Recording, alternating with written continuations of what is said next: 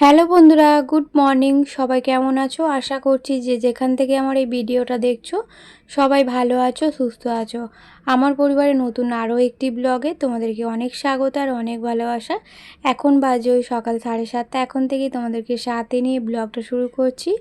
আশা করছি ব্লগটা তোমাদের ভালো লাগবে। আজকে হচ্ছে মঙ্গলবার। এই যে চা দিয়ে ব্লগটা শুরু করলাম। রান্না তো বসিয়ে দিয়েছি, একদিকে ভাত হচ্ছে আর একদিকে চা বসিয়েছি। আর এই বিস্কুটটা বেকারির থেকে নিয়েছিলাম, তো সকালবেলা চা না এমনি খেতে চায় না, একদম বিস্কুটটা শেষ হয়ে গেছিলো। আর এই বেকারিটা না একদম সকাল 6:30, 7টা, 7:30 এরকম সময় আসে। তো যেদিন ঘুম থেকে তাড়াতাড়ি উঠি সেদিন আর কি নেওয়া হয়। তো এখন তো প্রতিদিনই একটু তাড়াতাড়ি ওঠার চেষ্টা করছি, কারণ কি ওই যে কাজটা তাড়াতাড়ি করার জন্য, যত তাড়াতাড়ি কাজটা হবে মানে ঘর ঝাড়াঝুড়ি পরিষ্কার করাটাও তাড়াতাড়ি আর কি হবে। তো সেই কারণেই আর কি সকালবেলায় একটু ওঠার চেষ্টা করছি। সকাল বলতে ওই তো কোনো দিন 6:30 ঘুম থেকে উঠি, কোনো দিন আবার 6:45 উঠি, এরকমই আর কি হয়। অ্যালার্ম দেওয়া থাকে না, তো তো উঠতে পারি না সকালবেলা। আর মেঘলার ওয়েদার থাকলে তো একদমই বেলা বুঝতে পারি না। তবু রোদ্দুরটা উঠলে বুঝতে পারি না অনেকটা বেলা হয়ে গেছে। আর যেদিন একদম মেঘলা অন্ধকার হয়ে থাকে সেদিন বুঝতে পারি না, তো সেদিনকেই ওই বেলা হয়ে যায়। তো আজকে একটু রোদ্দুর উঠেছে, কালকে তো দেখতে পেলে সারাদিন মানে কি বলবো বৃষ্টির কারণে কেনাকাটা করতে গিয়ে এমনভাবে বিপদে পড়েছিলাম। তো আজকে আবার সকাল থেকে দেখছি একবার মেঘলা হচ্ছে, একবার বৃষ্টি হচ্ছে।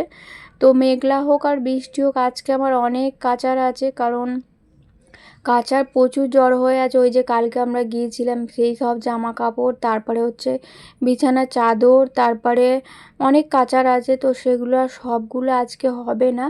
আজকে ওই কিছুটা কাচবো আর কালকে কিছুটা কাচবো। কি বলো তো, একবারে সব কাচলে তো দালানে মেলার জায়গা থাকবে না। আর এখন তো আকাশে কোনো ভরসাই নেই, রোদ্দুর উঠবে কি জানিও না, মেঘলা হয়ে আছে। তবু কেচে দেবো, হাওয়ায় যতটা শুকনো হয় হবে, তারপরে ওই ঘরের মধ্যে মিলে দেবো। আজকে তো মঙ্গলবার, তো নিরামিষ রান্নাবান্না করেছি। এই যে হাজব্যান্ডের জন্য করেছি মুগের ডাল, আর হচ্ছে ঢ্যাঁড়স দিয়ে আলু দিয়ে একটা তরকারি করেছি। এটা সবাই খাবো তরকারিটা। আর এক্সট্রা করে সব শেষে করেছি এই যে 2 পিসের মতো মাছের ঝাল করেছি, যেটা মেয়ে আর আমি খাবো। তো না করলে না খেতে পারবো না, শুধু নিরামিষ একদমই খেতে পারি না। অনেক কষ্ট করে শুধু শনিবারটা খাওয়া হয়, নিরামিষ খাবার একদমই খেতে পারি না। তো যাই হোক, এখন তো রান্নাবান্না করে নিয়েছি, রান্নাটা তোমাদের সঙ্গে শেয়ার করলাম না। কি বলো তো, রান্নাটা শেয়ার করতে গেলে না অনেকটা লেট হয়ে যাবে। তার মধ্যে আজকে দেখো মেয়েকে স্কুলে দিতে যেতে হবে। আমি তো মানে সকালবেলা জানি না। তো এখন আবার বেলায় আমার নন্দাই ফোন করলো, বলল যে দিদির আজকে চেক আপ আছে, তো দিদিকে ওপর থেকে নামাতে হবে। তো লোক 4-5 জন না হলে তো ওপর থেকে নামানো যাবে না। তো আবার হাজব্যান্ডকে ডেকেছে ওই 10:30টার দিক করে। তো হাজব্যান্ড ফোন করে বলল যে ও দিতে যেতে পারবে না, আমাকে মানে দিতে যেতে হবে। তো সেই জন্যে আর সবটুকুটা তোমাদের সঙ্গে মানে ভিডিও শেয়ার করা হয় না, সকালের এই কাজকর্মটা আর কি যেটুকুটা পেরেছি শেয়ার করেছি। তো কাজকর্মটা শেয়ার করতে গেলে আরও অনেকটা লেট হয়ে যাবে। আর মেয়েকে আবার টাইম মতো স্কুলে দিয়ে আসতে হবে। মেয়ের না আজকে আর টিফিন বানিয়ে দিইনি। ওই যে ভেবেছিলাম একটু টিফিন বানাবো, কিন্তু ওই যেই শুনলাম যে স্কুলে দিয়ে আসতে হবে, তো ভাবলাম আর বানানোর সময় হবে না। এই যে ঘরের এত কাজকর্ম আছে, ঘর দালান ঝাড়ু দেওয়া, মোছা, তারপরে বাসনপত্র মাজা, কাচাকুচি করা, অনেক কাজ আছে, সবটাই করতে হবে। তো সবটা হয়তো তোমাদের সঙ্গে শেয়ার করতে পারবো না, সবটা শেয়ার করতে গেলে লেট হয়ে যাবে। আর মেয়ে এই যে ঘুম থেকে উঠে পড়েছে, এখনও 9টার মতো বাজে। তো ওকে ডাকলাম, ডেকে আর এই বিছানাপত্র এখন তুলে নিলাম, বিছানার চাদরটা চেঞ্জ করে নিলাম।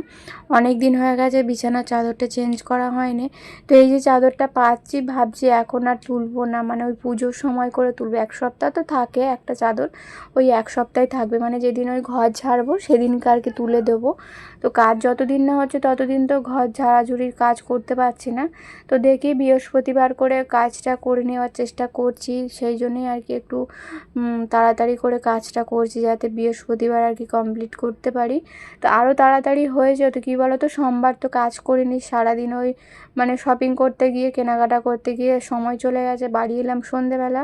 তারপর আর ভালোই লাগে না কাজ করতে, তাই সোমবারটা ছুটি হয়ে গেছে। আর আজকে তো মঙ্গলবার, আজ থেকে ধরলে 3 দিন তো সময় লাগবেই একটা ব্লাউজ পিস করতে।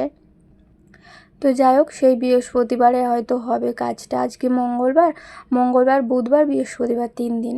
তো এই যে দেখো বালিশের কভারগুলো খুলে নিলাম, আর বালিশগুলো দেখো না, কবে থেকে হাজব্যান্ড বলছে যে বালিশগুলো খুলে আর কি চেঞ্জ করবো। আর এখন কি করছি বলো তো, মেয়ের সঙ্গে তুমুল ঝগড়া করছি, ঘরের কাজ করছি আর ঝগড়া করছি।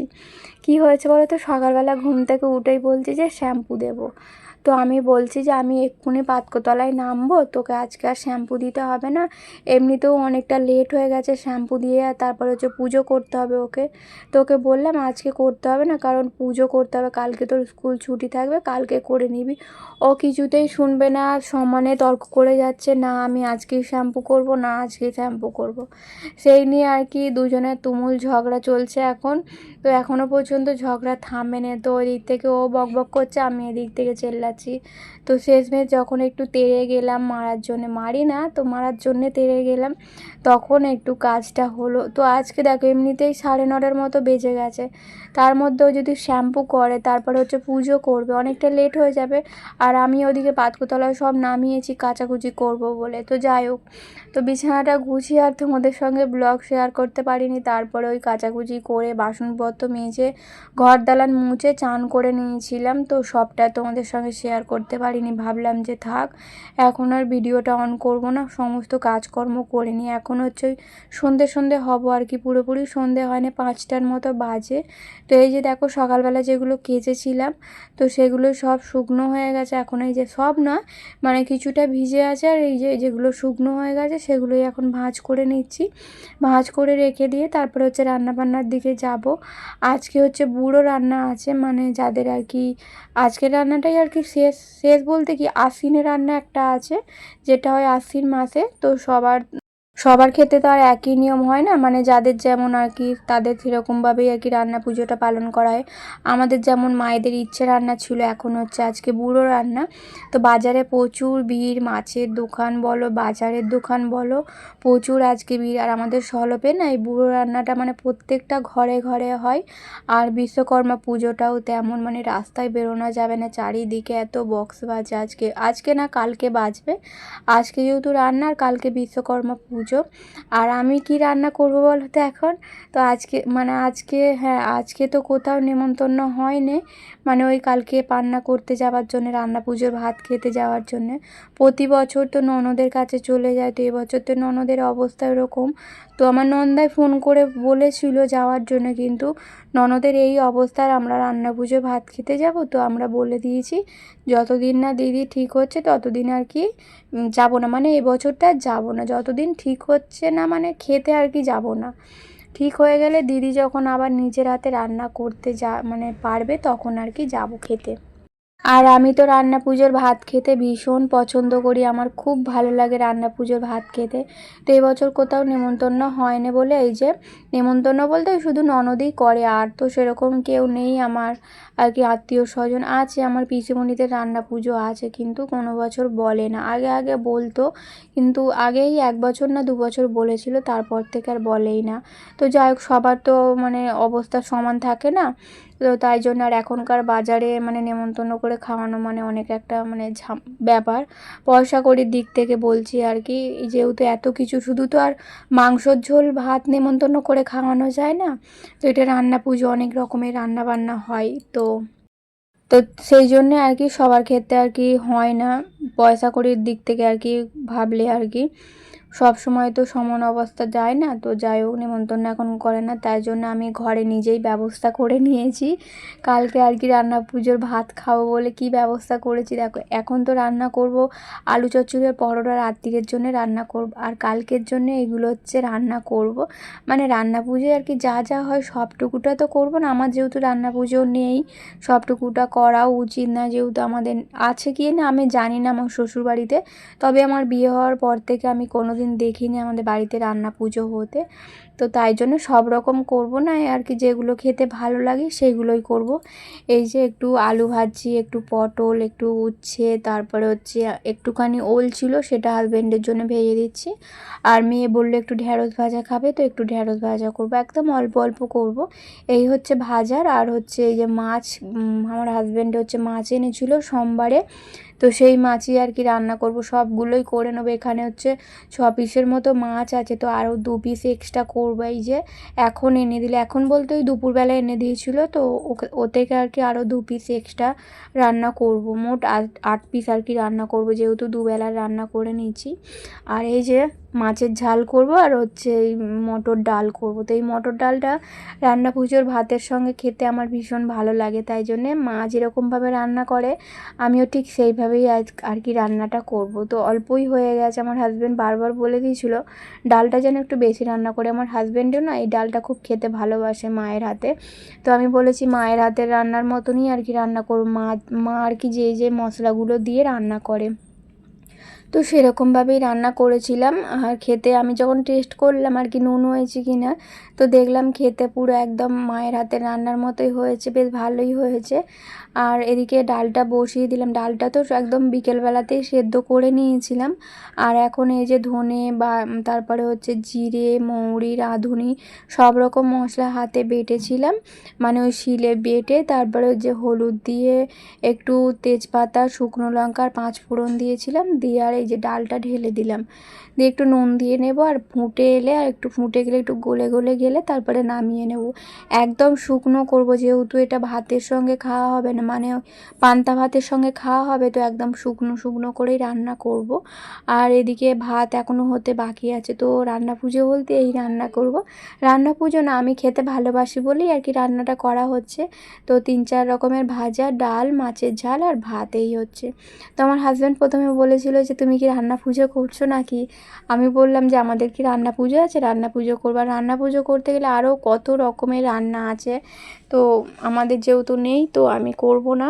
এমনি খাবার ইচ্ছা হলো তাই আর কি এরকমভাবে রান্না করলো। আমাদের ওখানেও তো এক একটা বাড়িতে যাদের রান্না পুজো নেই তারা কিন্তু এইভাবে রান্না করে খায়, তো আমারও মনে হলো তাই করলাম। তো এখন এই যে পটল ভাজছি, একদিকে ডালটা বসিয়ে দিয়েছি আর এদিকে পটল ভাজছি। সব ভাজা হয়ে গেছে, শুধুমাত্র পটলটা ভাজলে হয়ে যাবে।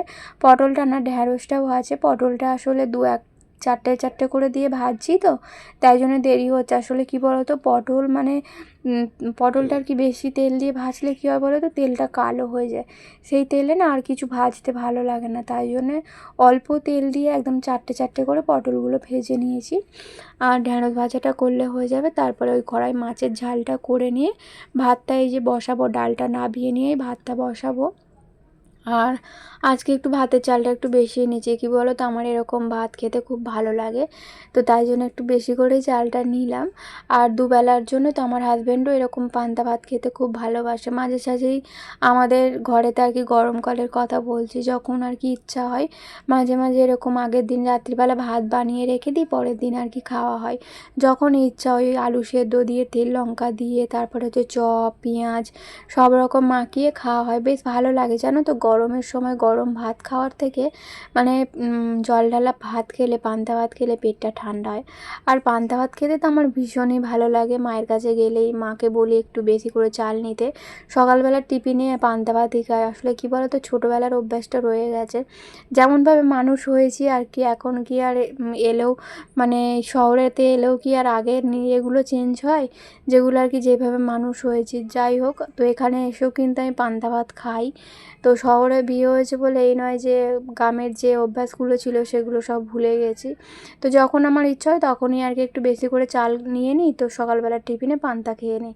তো এদিকে দেখো সব রকম ভাজা হয়ে গেছে, এখন এই যে মাছটা ভাজছি, মাছটা ভেজে ঝাল করে নিলাম, আর ভাতটাও হয়ে গেছিলো। তারপরে এই যে পরোটা করতে হবে, আর আজকে তো নিরামিষ, তো পরোটাটা করব, মাছ রান্না হয়েছিল বলে, তাই জন্য গ্যাসটা ভালো করে মেজে ঘষে পরিষ্কার করে নিচ্ছি। তো সমস্ত বাসনপত্র মাজা হয়ে গেলে তারপরে ওই 9:30টার দিক করে পরোটাটা করব। তো এখন আর করব না, এখন অনেক বাসন হয়েছে, যেহেতু এত কিছু রান্না করেছি অনেক বাসন হয়েছে, সব বাসনগুলো মাজতে হবে। তারপরে একটু মুখ টুক ধোবো, চুলটা বাঁধবো, ভিডিওর কাজ আছে, ফোনের কাজগুলো তো আমি সন্ধ্যাবেলাটাই করি। তো সমস্ত কাজ ভিডিওর পড়ে আছে সেগুলো করব, সব হয়ে গেলে তারপরে ওই 9:30টার দিক করে পরোটা করতে আসবো। তো আজকে ময়দা মাখাটা অনেকটা বেশি হয়ে গেছে। আসলে আমি যখন ময়দাটা মেখেছিলাম তখন আমার হাজব্যান্ড কাজ থেকে আসেনি, তো কটা খাবে না খাবে জিজ্ঞাসা করা হয়নি। তো মাখার পর ও এলো, তো এখন বলছে ওই 3টের মতো খাবো। তো যেটা আর কি বাঁচবে সেটা ফ্রিজে রেখে দেবো, তো অন্য একদিন করে খেয়ে নিতে হবে। অন্য একদিন বলতে কাল পরশু করে করে খেয়ে নেব।